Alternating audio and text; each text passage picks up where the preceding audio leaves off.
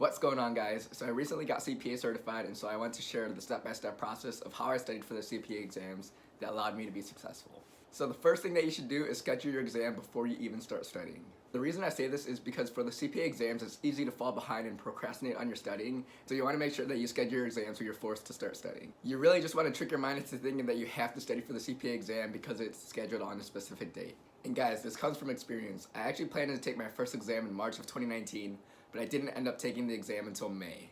The reason for this is because I never scheduled my exam, and so I never felt that I had to study. In other words, I just wasn't in real study mode until I actually scheduled my exam. So just learn from my experience and schedule your exam before you even start studying. The worst case scenario is that a week before your exam, you don't feel ready and so you choose to reschedule it, but the chances of that are very unlikely, especially if you study consistently. So remember, the first thing that you should do is schedule your exam before you even start studying. So step 2 is to create a planned study schedule. It's really your preference on how many chapters a week you want to study for the exam and how many weeks you want to study before you take the actual exam. But from my experience, I studied about 2 to 3 chapters a week, and I gave myself 1 week to review before I took the exam. If you're studying this summer before you work full time or while you're in college, I think 2 to 3 chapters a week is very doable.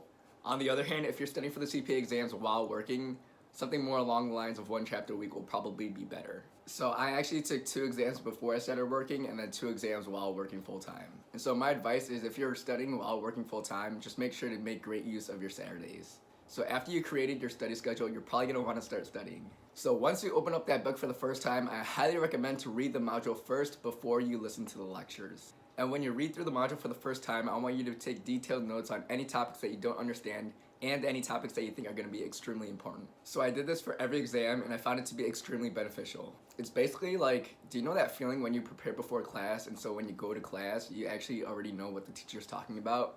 I can't relate to that, but hopefully you can.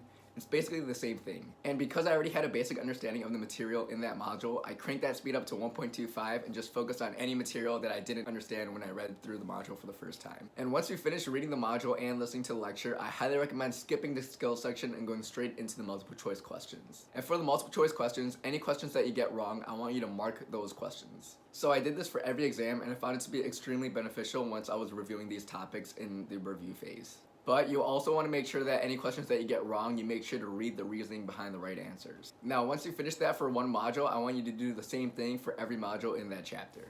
So once you finish the chapter, I want you to go through the sims in every module. So going over these sims are somewhat important because there are so many sims on the actual exam, but you want to keep in mind that you're never going to get the same simulation on the actual exam. And so what you should really focus on is just the format of the sims and the types of questions that they will ask on the sims. And then the next thing I would do is go over the multiple choice questions that you marked in that chapter and review them. And so if you get the question right, I want you to unmark that question, but if you get that question wrong, keep that question marked. And then I would repeat the same thing after you finish every chapter. And then once you get through all the material in that book, I want you to start reviewing. So the timeline of this review process should be 1 week before your exam. And then day 1, I would go through all the marked multiple choice questions beginning from the first module in chapter 1 all the way until the last module. And again, unmark any questions that you get right and keep the ones that you got wrong marked. So I want you to constantly do this until you have no more marked questions. And then once you finish that, I want you to move on to the sims. However, for the sims, I don't want you to redo them. So your answers should still be populated in those sims. And so what I want you to do is just review your answers and compare it to the answer key to remind yourself why you got certain questions wrong. And then on the second day of review, I want you to go through your first practice test. As you're going through the multiple choice questions in that practice test, I want you to note down on a sheet of paper any question numbers that you aren't too sure about. This will be extremely helpful once you go and review the multiple choice questions on that practice exam. So the reason I say this is because a lot of the times people will only review the questions that they got wrong. But let's say you guessed on a question and you got it right, those people wouldn't have ever reviewed that question. And so if you write the question number down on a sheet of paper on any questions that you are not sure about, you'll be sure to review that question even if you got that question right. And make sure to review the sims on the practice test as well. But the thing is, for the sims, Becker grades it a little bit weird, and so don't be worried if you get a bad score on the simulation portion. And then in the terms of the score of your first practice test, don't be worried if you don't get a passing grade. You're not supposed to, not a lot of people do. And so just take it easy, calm down, you're gonna be fine. And then on the third day of review, I would just go through all the unlimited practice questions that they have on Becker. So I would go through these multiple choice questions in sets of 32 because I think that's equivalent to 1 testlet in the CPA exam depending on the exam. And I would just do like 2 or 3 testlets of these and just see what kind of scores I get. If you're in the range of about 70%, then I'd say you're in really good shape. If you're not getting a 70% or higher on these practice questions, then I would just recommend you continue to do them until you get 70%.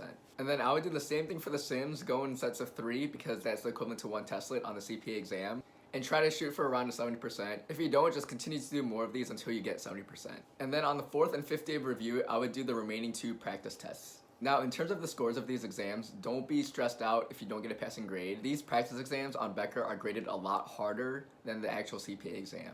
I don't think I've heard of anyone who did worse on the actual exam than on the practice exams. I think there's a spreadsheet in Reddit somewhere where it compares the difference between what people got on the practice exams on Becker and what they actually got on the CPA exams, so you should check that out. And then on the last day of review, I highly recommend just taking it easy, maybe reviewing a couple topics that you aren't too confident about, but other than that, just make sure you get a good night's rest. And guys, if this process worked for me, it will definitely work for you guys as well.